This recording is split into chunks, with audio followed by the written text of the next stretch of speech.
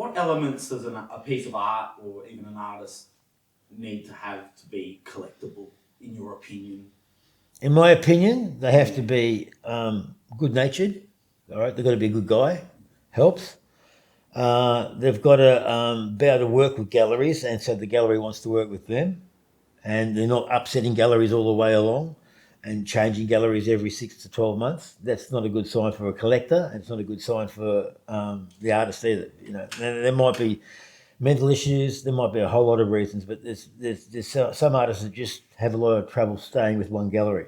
So if they stay with one gallery and they work with that gallery, it's a second tier to first tier gallery. Like the first tier gallery would be Tolano Galleries or Roslyn Oxley in Sydney. A second tier gallery might be Flinders Lane Gallery, or an up-and-coming gallery that's going to become a first-tier gallery, or probably is already a station gallery. These people work behind the scenes very hard to get into collections. So that's the NGV, the NGA, Gallery New South Wales. And when you're in collections, it's a self-fulfilling prophecy, because collectors want to see it in these major institutions, and the major institutions want to buy the hot artists.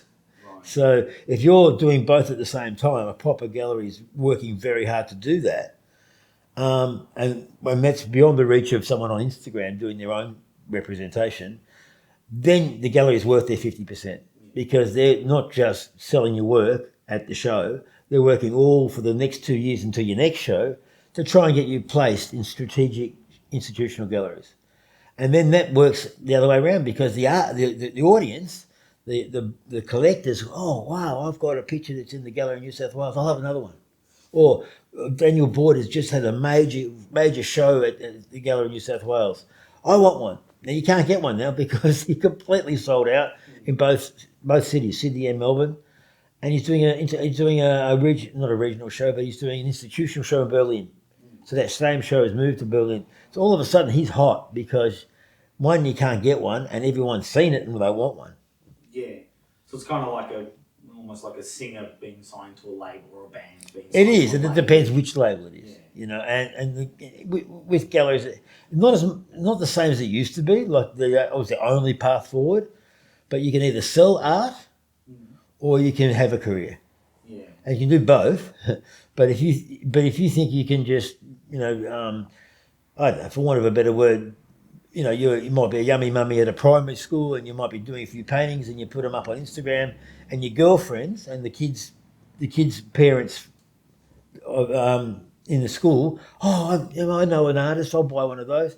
All very well when you're in primary school and it's a close-knit community, and then the kids go to secondary school and then they're not so close, and all of a sudden the paintings haven't really changed or developed or been collected by any of the major institutions, and I don't know where it goes from there. You have to reinvent yourself again. But selling is easy, having a career is difficult.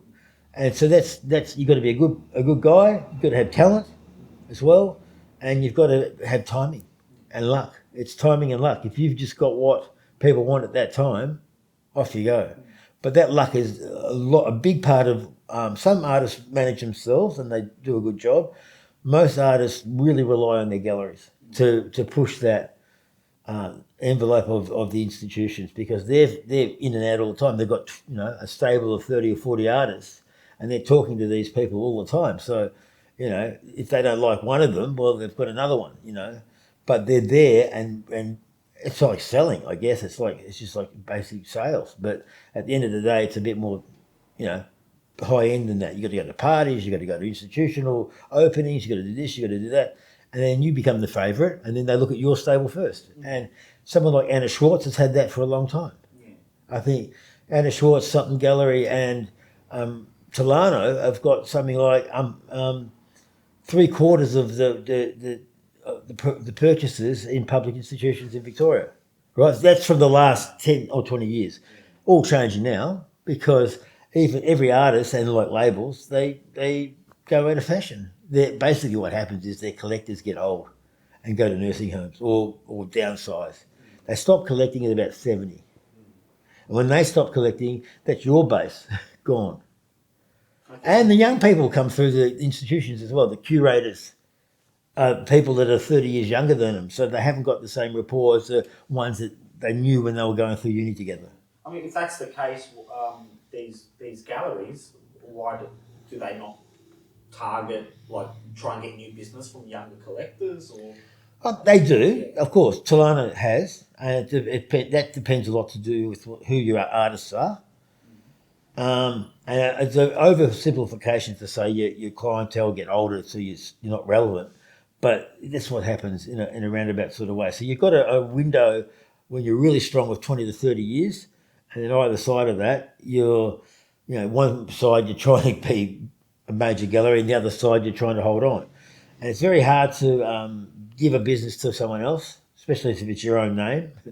But even then, even if it's not your own name, you are the business in that. I am my business. I can't sell my business. I'm the guy that people want to deal with. I'm the guy that they ring up. I can't say, "Oh, I've just sold the business to someone else, and I've taught him everything I know, and he's going to do it now." That's not how it works. And galleries are the same. Yes, you can recruit new staff, and you can recruit new collectors, but at the end of the day, your rapport as the head of the gallery is very important.